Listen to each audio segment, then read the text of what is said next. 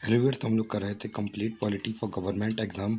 और हम लोग कर रहे थे फंडामेंटल राइट्स। और हम लोग फंडामेंटल राइट्स में का इंट्रोडक्शन हम लोगों ने देख लिया था, और इसके जो आर्टिकल्स रिलेटेड थे हमने वो देख लिए थे। और कौन कौन से आर्टिकल्स देख लिए थे? 14, 15, 16 हो गया था, 17 हो गया था, 18 हो गया था। आज के लेक्चर में बात करने वाले हैं आर्टिकल 19 के बारे में। और आर्टिकल 19 को अभी हमने आधा ख़त्म कर लिया था। स्पीच एंड एक्सप्रेशन ख़त्म हो गया था, असेंबली ख़त्म हो गई थी। अब बात करेंगे एसोसिएशन यानी कि संगठन के बारे में। तो अगर हम लोग बात करें कि आर्टिकल सी पार्ट इसका है, तो इसमें हम लोग बात करें freedom to form association, union, corporative society. तो हमारे पास आज़ादी है कि भैया हम लोग यूनियन बना सकते हैं बिना किसी परमिशन के। यूनियन बना सकते हैं, कॉरपोरेटिव सोसाइटीज़ बना सकते हैं। जैसे कि आप अगर इसका एग्जांपल की बात करूं तो भैया आप लोगों ने सुना होगा कि कभी कभी जो टेम्पू वाले होते हैं किसी शहर के, तो वो लोग अपनी यूनियन बना लेते हैं। जब सीएनजी वगैरह के प्राइस वगैरह बढ़ जाते हैं, तो अपनी आवाज़ को रखने के लिए वो लोग क्या बनाते हैं, एक यूनियन बनाते हैं। यानी कि सभी लोग इकट्ठे हो जाते हैं और फिर अपने हित के लिए अपनी यूनियन तो बना ही ली उनने, और भैया फिर डिमांड रखते हैं कि भैया के प्राइसेस कम कर दिए जाएँ, वरना हम खरीदेंगे नहीं। क्योंकि भैया अगर अकेला आदमी कहेगा तो भैया कोई सुनेगा नहीं। अगर यूनियन बना के बात करेंगे तो भैया फिर उसमें वट पड़ता है, यानी कि दम आती है बात में। ठीक है? जैसे कि अगर अलग अलग किसानों के यूनियन बनते हैं, तो जैसे कि किसानों के भी अभी आंदोलन चला था 2-3 साल पहले, आपको पता होगा अगर तो, पंजाब साइड पे। तो ऐसे ही यूनियन बन जाते हैं। यानी कि एक सेम प्रकार के जो प्रोफेशन के अंदर अपने हित के लिए क्या बनाते हैं, ग्रुप्स वगैरह बना लेते हैं और अपनी डिमांड वो रखते हैं। तो भैया उन्हें क्या बोल देते हैं, तो ऐसे करके हमारे एसोसिएशंस और यूनियंस बन जाते हैं हमारे। जैसे कि आप लोगों ने पुरानी अमिताभ बच्चन टाइप की मूवी में देखा होगा, 90s के टाइम पे। तो अब उस समय पर हमने हमारे यहाँ पे इंडस्ट्रीज़ वगैरह धीमे धीमे डेवलप कर रही थी। तो ज़्यादातर मूवी वगैरह तो उन्हीं के रिलेटेड बनती थी, कि अमिताभ बच्चन के पापा, भैया, कोई ना कोई, या फिर अमिताभ बच्चन खुद, या फिर उस समय के जो बॉलीवुड के हीरोज़ वगैरह थे, तो वो कहाँ पे काम करते थे। वो बेसिकली यही ऐसी फैक्ट्रीज़ में काम करते थे। वहाँ पे यूनियन लीडर वगैरह होते थे, अनिल कपूर वगैरह की टाइम की मूवी अगर आपको याद हो तो। तो उसमें क्या होता था कि जो जितनी भी हम लोग बात करें लेबर वगैरह होती थी वहाँ पे, जो वर्क करती थे फैक्ट्री के अंदर, तो भैया उन सबका एक लीडर बनता था, जो कि सभी जो हमारे मज़दूर भाई-बहन होते थे, उनको रिप्रेज़ेंट करता था, और उन लोगों की बात कहाँ तक रखता था, मालिकों के पास रखता था। और मालिकों को अगर कोई चीज़ कहनी हो अपने लोगों से, अपने वर्कर्स से, अपने लेबर से, तो भैया वो क्या कह देते थे, उस लीडर को बुलाते थे और उससे बात कर देते थे। तो भैया ऐसा था नहीं कि भैया एक-एक करके बुलाएँ सबको और सबको बताते फिरें। तो भैया एक उसी लीडर को बुला लिया, उसी से कह दिया। तो ऐसे करके हमारी यूनियन वगैरह, या फिर हम लोग बात करें, एसोसिएशंस बनती हैं। तो भैया तो हम लोग इसके लिए आज़ाद हैं कि हमें जब चाहें, जहाँ चाहें उधर एसोसिएशंस बना सकते हैं। तो भैया यहाँ लिखा भी हुआ भी है कि अपने हितों को सुरक्षित करने के लिए संगठन बनाया जा सकता है। तो बस वही है हमारा, to protect the interest right people can form associations और यूनियंस। क्लियर हो गया था? तो पार्ट सी भी हमने अब कंप्लीट कर लिया अपना। अब भैया बात करते हैं पार्ट डी के बारे में। तो पार्ट डी क्या करता है? पार्ट डी है फ्रीडम टू मूव फ्रीली। यानी कि हम पूरे देश में, पूरे भारत देश में कहीं भी आ जा सकते हैं। यानी कि अगर हमें मनाली घूमना हो, राजस्थान घूमना हो, शिमला घूमना हो, गुवाहाटी घूमना हो, तो हम सब जगह जा सकते हैं। बस केवल वो जगह सरकार द्वारा बैन ना हो, क्या ना हो, बैन ना हो। ठीक है? अगर बैन हुई तो फिर हम वहाँ पे नहीं जा पाएंगे। अगर अगर आप लोग अगर इसका एग्जांपल चाहते हैं तो भैया एग्जांपल भी बता देते हैं। जैसे कि अगर मैं जा मतलब एक कोई श्रवण नाम का लड़का है, ठीक है? वो गया कहीं पे जहाँ पे वॉर मतलब दंगे वगैरह चल रहे थे। सरकार ने रोक ला के रखी थी कि भैया यहाँ पे आना अलाउड नहीं है। तो भैया वो श्रवण पहुँचा वहाँ पे। वो कह रहा, भाई भाई मेरे पास तो राइट है, मेरे पास तो राइट है, मेरे पास तो फ्रीडम टू मूव फ्रीली है। तो मैं कहीं भी घूम सकता हूँ, भारत देश में कहीं भी घूम सकता हूँ। ये मेरा फंडामेंटल राइट है। अगर आप मुझसे ज़्यादा मुँह चलाएँगे तो मैं कोर्ट में केस कर दूँगा। अरे पागल हो क्या? पुलिस वाले कह रहे, भाई साहब चले जाइए यहाँ से। वो जो दंगे हैं अभी आएँगे तो निपटा देंगे आपको, प्लीज़ चले जाइए। तो भैया जो श्रवण है वो होशियारी मार रहा है ज़्यादा। अब भैया भीड़ आई, भीड़ ने लिए तलवार, और एक तलवार उनके कहीं घुसा दी इनके। और बोले, लग गई बहुत कस के। अरे भाई साहब इतना भयंकर दर्द हुआ इन्हें। तब से ये समझ गए, सरपंच साहब समझ गए कि सरकार कभी कभी सही भी बोलती है, तो भैया उसकी बात सुन लेनी चाहिए। तो ऐसे करके हमें एग्जाम्पल से ये समझ में आ गया कि हम पूरे देश में कहीं भी घूम सकते हैं। तो भैया यहाँ पे लिखा हुआ भी है, पूरे भारत देश में एक नागरिक कहीं भी आ जा सकता है जहां पर सरकार ने रोक लगा रखी हो, वहां पर ये राइट काम नहीं करता। ठीक है। तो बस वही है कि सरकार ने जहाँ पे रोक लगाई है वहाँ पे मत जाइए। जैसे कि अभी मणिपुर में काफ़ी वायलेंस वगैरह चल रहा था, और अब अभी पाकिस्तान कश्मीर साइड वाले में अभी जब ऑपरेशन सिंदूर वगैरह हुए, तब बहुत दंगे वगैरह चले, तो वहाँ पे अलाउड नहीं करते वो लोग वहाँ पे। ठीक है। और a citizen can move through out a country, बस वही है अपना, और कुछ नहीं है। अब अगले भैया अगले आर्टिकल्स की तरफ बढ़ते हैं अपने। Freedom to resident. रेजिडेंट मतलब क्या होता है? जहाँ चाहे भैया वहाँ घर बना लूँ, जहाँ भी चाहें। बस ऐसा ना हो कि भैया वही है बैन वाला सीन है, कि सरकार ने बैन कर रखा था, वहाँ पहुँच गए। अब भैया नक्सल एरिया के अंदर पहुँच गए, मान चलो कि आप लोग नक्सल एरिया के अंदर पहुँच गए। अब बड़ी अच्छी सीनरी है वहाँ की, वहाँ पे अच्छा लगता है वो देखने में। तो ये आप सोच रहे हो वहाँ पे मकान बना लें। ती 1 महीना लग गया मकान बनाने में, आपने ठेकेदार को दे दिया वहाँ पे बनाने के लिए। आप 1 महीने तक वेट किया, और 1 महीने के बाद जब रहने के लिए सामान लेके पहुँचे वहाँ पे, 1 दिन रुके, 2 दिन रुके, तीसरे दिन पता चला कि आप ही नहीं रहे। कि भैया वहाँ पे नागालैंड साइड पर तरफ थोड़े खतरनाक लोग रहते हैं। तो ऐसा सीन रहा, वहीं न पड़ गया आप। तो ऐसी जगह पे मत जाइए जहाँ पे बैन लगा हो। तो भैया वही यहाँ पे लिखा हुआ भी है कि भारत का नागरिक देश के किसी भी हिस्से में रह और बस सकता है। तो भैया ऑब्वियसली कहीं भी जाके रह सकता है। तो इंग्लिश में भी यही लिखा है, an Indian citizen can reside in any part of the country. ठीक है। क्लियर हो गया इतना? अगर कुछ भी डाउट लगे तो भैया प्लीज़ कमेंट कर दीजिएगा, हाँ सर मुझे यहाँ पे प्रॉब्लम है, तो आप बता दीजिएगा, मैं बता दूंगा आपको।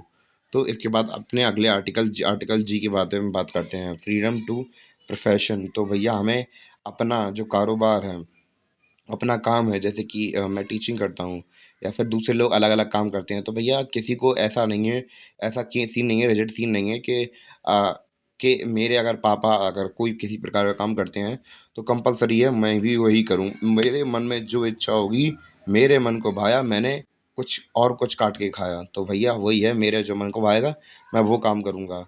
बस ये है कि वो चीज़ इलीगल नहीं होनी चाहिए। कैसी नहीं होनी चाहिए? लीगल होनी चाहिए। तो भैया कोई भी काम कर लीजिए, बस लीगल होना चाहिए। ऐसा नहीं कि भैया ड्रग ट्रैफिकिंग कर रहा है और बस पुलिस को पता चला, पुलिस ने धर लिया और आपको धरा दिया बहुत कस के, और आप अब धर रहे हैं बिल्कुल, और आप कह रहे हैं कि आप धरने लायक भी नहीं रहे हो, तो हम तो ये सीन रहने वाला है। तो भैया वही यहाँ पे लिखा हुआ है कि भारत का नागरिक देश में किसी भी प्रोफेशन, ट्रेड, बिजनेस कर सकता है। तो कुछ भी करना हो बस लीगल होना चाहिए। ठीक है। इंग्लिश में भी यही लिखा है कि N Indian citizen can start any trade, business, profession while residing in India. तो कुछ नहीं है, सिंपल सा ही है। बच्चों ऐसे क्वेश्चन पूछ दिए हमसे हमारे कॉन्स्टिट्यूशन ये वाले में। ठीक है। अब भैया एफ वाला जो हमारा इसमें सेक्शन था वो भैया हट चुका है। क्यों? क्योंकि भैया हमें पता है कि जो हमारा फंडामेंटल राइट था, राइट टू प्रॉपर्टी, वो हट चुका है। कब? हमारा बहुत पहले ही हटा दिया गया था कॉन्स्टिट्यूशन से। अब वो फंडामेंटल राइट नहीं रहा हमारा, राइट टू प्रॉपर्टी। अब वो क्या बन चुका है? बस केवल हमारा राइट रह चुका है। तो भैया राइट को आराम से हटाया जा सकता है। तो भैया उसी हिसाब से इसे भी हम लोगों ने हटा दिया है। तो एफ नहीं पढ़ने वाले हैं। ठीक है। अब हम लोग बात करेंगे आर्टिकल 20 के बारे में। आर्टिकल 20 के बारे में देखते हैं। प्रोफेशन के बारे में देख लिया हमने। ई के बाद एफ तो हमने पढ़ा नहीं है। प्रोफेशन भी देख लिया हमने कि भैया हम देश में, अपने देश के अंदर कोई भी पेशा को परफॉर्म कर सकते हैं, जरूरी नहीं कि कोई हमें रोके वहाँ पे। तो भैया अब आर्टिकल 20 देखते हैं, protection with respect to the conviction for offences. भैया इसको समझने के लिए एग्जाम्पल लेने पड़ेंगे। आर्टिकल 20 हमारा क्या है? Protection against the conviction of offences. इसको समझते हैं। तो पहला पॉइंट क्या है? No one can be convicted for an act that was not offence at a time of its commissions, and no one can be given punishment greater than what was provided in the law prevented at the time of it।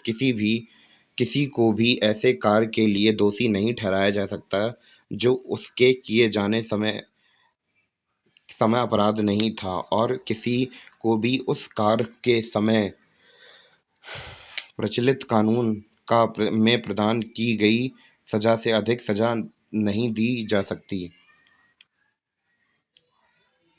तो भैया इसका पहला point देखते हैं हम। पहली heading का पहला पॉइंट क्या है? तो भैया अगर जैसे मैंने कोई काम किया, कोई भैया मैंने मतलब कोई काम कर दिया, अब अभी तक वो अपराध नहीं था। अब भैया बाद में वो अपराध बन जाता है, तो भैया जब बाद में वो अपराध बन जाएगा और मैंने कोई काम पहले ही कर दिया है, तो मुझे कोई सज़ा नहीं हो सकती है। और दूसरा पॉइंट क्या है कि भैया मान चलिए कि 2025 में मैंने कोई किसी श्रवण नाम के व्यक्ति ने क्या किया, किसी का सर फोड़ दिया, ठीक है? उसकी मैक्सिमम सज़ा कितनी थी, मैं यहाँ पे एग्जांपल ले रहा हूँ, कोई फिक्स सज़ा नहीं है यहाँ पे वही। तो 2 साल की सज़ा है इसके लिए, तो भैया 2 साल की सज़ा और 50,000 रुपये जुर्माना है, ठीक है? या फिर दोनों लग सकता है हम पे ये, ठीक है? ये सीन है। अब भैया क्या हुआ कि कोर्ट में केस चला गया, कोर्ट में केस चला गया।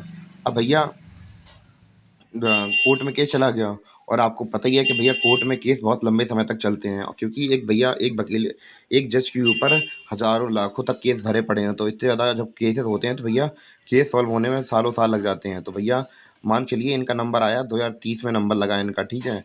केस का नंबर लगा। अब भैया बीच में हम लोग बात करें कि अब जो कानून जो सज़ा थी पहले पहले क्या थी 2025 में, कि 2 साल के लिए जेल हो सकती है और 50,000 का फाइन लग रहा था। अब इसी सज़ा को बढ़ा दिया गया 2028 में, यानी कि उस सज़ा को 4 साल की जेल हो सकती है उसी उसी गुनाह पर। अब सज़ा बढ़ा दी गई है बस केवल, और 1 लाख रुपए का फाइन लगेगा। तो भैया अब जब हम लोग बात करें 2030 में मेरे केस की सुनवाई होगी, तो श्रवण की केस सुनवाई होगी, तो भैया तो जो अब फाइन लगने वाला है, तो भैया जो हम पे चार्जेस लगेंगे वो हम पे 2028 के नहीं लगेंगे भैया, जिस टाइम पे हम पे केस दर्ज हुआ था उसी टाइम का लगेगा। यानी कि हमें 2 साल की सजा ही हो सकती है या फिर 50,000 फाइन लगेगा। यानी कि जब हम लोगों ने सज़ा की है, तभी तक का हम लोगों से हिसाब लिया जाएगा। आगे भैया अब चाहे केस जितनी साल तक चलता रहे, 10 साल तक, 20 साल तक, 25 साल तक, 30 साल तक, 35 साल तक, अब इसमें चाहे जितनी बार कानून अपडेट होता रहे, तो भैया हमें मतलब नहीं है। जब हमारा केस फाइल हुआ था, जब हमारे यहाँ पे केस रजिस्टर हुआ था, वहाँ पे कोर्ट के अंदर कोर्ट के अंदर केस चला था मेरा, तो भैया उसी हिसाब से मुझे सज़ा मिलेगी, ना कि आगे अब चाहे केस 30 साल तक चलता रहे और वहाँ उसकी सज़ा भी बढ़ती रहे, तो भैया हमें उससे मतलब नहीं है। हमें जिस समय पे कोर्ट में रजिस्टर हुआ था भैया हमारा केस, तो उसी हिसाब से हमें सज़ा मिलेगी। इतना क्लियर हुआ? तो भैया पहला पॉइंट तो हमें समझ में आ गया। अब भैया दूसरा पॉइंट हमसे क्या कहता है, नो डबल जियोपार्डी। तो भैया इसका मतलब क्या है, कोई दोहरा खतरा नहीं। इसका मतलब क्या है कि भैया अगर हमने कोई एक क्राइम किया तो भैया उसकी सज़ा हमें एक ही बार मिल सकती है, ऐसा नहीं कि उसकी सज़ा हमें 2 बार मिले। जैसे इसका एग्जाम्पल लेके बताता हूँ कि मान चलिए कोई व्यक्ति है श्रवण, ठीक है? उसने गुनाह कर दिया, किसी का मर्डर कर दिया उनने किसी का। अब भैया मर्डर कर दिया, मर्डर करने के 25 साल के लिए इन्हें सज़ा मिली, 25 साल ये जेल में काट के आया, बाहर आए तो भैया इनके दुश्मनों को पता चला कि हाँ भैया बंदे ने दोबारा छूट गया है ये, तो भैया हम दोबारा से केस डाल देते हैं। तो भैया ये जब कोई केस लेके जाएँ कोर्ट में, तो ये जज कहेगा, अब भैया हम तुम्हें एक यहाँ से दें या फिर वहाँ से दें? ऐसा कहेगा नहीं, मैं एग्ज़ाम्पल बता रहा हूँ, मज़ाक में कह रहा। एक यहाँ से दें या वहाँ से दें, कि भैया तुम लाल हो जाओगे भैया, जब कानून की जानकारी ना हो तो भैया उँगली नहीं करते हैं, ठीक है? तो एक क्राइम की एक ही बार सज़ा मिलती है, ठीक है? और तीसरा पॉइंट लिखा है नो सेल्फ इंक्रिमिनेशन, का मतलब क्या होता है कि कोई दोषारोपण नहीं। इसका मतलब क्या है कि भैया मान चलिए कि एक एग्जाम्पल ले रहा हूँ, एक नाम का लड़का नाम का सरवन, ठीक है? और दूसरा हमने ले लिया कार्तिक, ठीक है? 2 लड़के हो गए हमारे। अब भैया ये दोनों ने कर दिया क्राइम, ठीक है? अब भैया ये पहुंचे, मतलब कोई क्राइम नहीं किया इन्हें, श्रवण की लड़ाई थी कार्तिक से, तो भैया कार्तिक ने दिमाग लगाया, कार्तिक ने रिपोर्ट करवा दी भैया, और पुलिस वालों को कहा कि भैया, पुलिस वाले इनके थोड़े रिश्तेदार लग रहे थे, इनने कहा कि भैया जाओ। अब इनके वो जो रिश्तेदार थे वो थोड़े पढ़े लिखे नहीं थे, उन्हें नहीं पता था कि भैया जो जो कोड वगैरह होती है, नए नए भर्ती हुए थे, इतनी ज़्यादा जानकारी थी नहीं उन्हें कि भैया कोर्ट में बिना मतलब जो सेल्फ इंटीमेशन होती है, यानी कि कोई कैदी कोई अपराधी अपना खुद से अपना अपराध स्वीकार नहीं कर सकता, ये उन्हें पता नहीं था। तो भैया ये गए, अपने कार्तिक ने भिजवा दिया अपने जिया को, भैया जिया गए इनके, सरवन को पकड़ा, बहुत भयंकर सोड़ फोड़ के मारा इन्हें, सोड़ सरवन लाल हो गए पूरे हमारे। अब भैया लाल होने के बाद अब ये कह रहे हैं कि भैया हमने किया क्या है, भैया बता तो दो हमें। तो भैया इनने कहा कि भैया हम तुम्हें और मारेंगे, अब हमें तुम्हें इतना मारेंगे, तुम्हें सूट देंगे, लाल कर देंगे, अपना गुनाह कबूल करो, मैं लिख के दो कि हाँ हमने गुनाह किया है। अब भैया इनकी जिया पहुंचे जी उधर पे कोर्ट में, जब लुआ के पहुंचे, तो भैया ये तो खुश होके गए, इनने कहा कि भैया जज साहब देखिए, इन्हें लिख के खुद दिया है। जज साहब ने कहा कि भैया पहले तो जज साहब ने पकड़ा और सुटवाया है उन्हें, मतलब मजाक कर रहा हूँ, सुटवाया बिठाया नहीं, ऐसे ऐसा काम नहीं होता है। तो पहले उन्हें सुटवाया बहुत कस के, और उनसे कहा कि भाई साहब, किसी भी जो मतलब जिसने जुर्म किया हो तो भैया उसकी जो वो अपना गुनाह कभी भी स्वीकार कर ले, चाहे लिखित में दे, चाहे वीडियो में दे, उसका कहना नहीं माना जाता है भैया। जो हमें सबूत मिलेंगे उसके हिसाब से होता है सब कुछ। तो भैया अब उल्टा जो हम लोग बात करें केस श्रवण के ऊपर चल रहा था, अब वो उनके जीआर के ऊपर चलने लगा, क्योंकि भैया इन्होंने झूठे मतलब गवाह पेश करने की कोशिश की, मतलब उसे जबरदस्ती क्या करने की कोशिश की थी, उससे जबरदस्ती गुनाह कबूल करवाने की कोशिश करवाई थी। तो भैया इनका केस लग गया। अब श्रवण ने केस कर दिया कार्तिक के ऊपर, तो भैया कार्तिक भी टंग गए अब। और भैया इसी के साथ हमारा सेल्फ इंक्रिमिनेशन से हमारा हो गया आर्टिकल 20 भी कंप्लीट हो गया, और उम्मीद है कि आपको ये वाला चैप्टर समझ में आया हो। और फिर मिलते हैं अपने अगले आर्टिकल के साथ, तब तक के लिए बाय।